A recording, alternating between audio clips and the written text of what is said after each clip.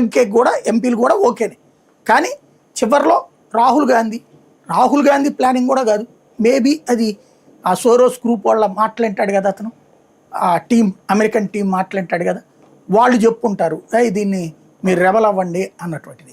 ఎందుకంటే వాళ్ళు కాంగ్రెస్ని తమ పప్పెట్గా ఉండాలంటే కాంగ్రెస్ మళ్ళీ బలం పుంజుకోకూడదని కోరుకుంటారు. అలాగే ప్రాంతీయ పార్టీలకి కాంగ్రెస్కి మధ్యన ఎప్పుడు స్ట్రగుల్ ఉండాలని కోరుకుంటారు.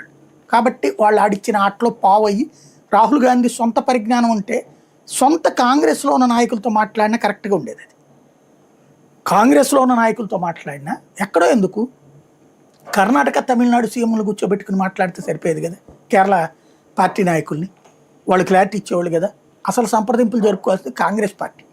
ఎందుకంటే ఈ 50% ఫార్ములా అమిత్ షా చాలా ఉదారంతో ఇచ్చాడు. ఏమని 2011 లెక్కలు అన్నాడు. ఈవెన్ 2026 లెక్కల ప్రకారం 50% ఫార్ములా ఇచ్చినా మనం బాగుపడాం, దెబ్బతింటాం.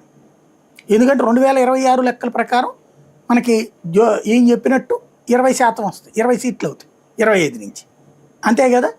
అప్పుడు 50% పెరిగితే 5గా పెరిగేది ఆ లెక్కను చూసినప్పుడు. అప్పుడైనా సరే ఇప్పుడు 38 రావడం ఎక్కడ, 30 రావడం ఎక్కడ లెక్క. ఈ 2011 లెక్కల ప్రకారం అయితే 39 వస్తున్నాయండి, 38.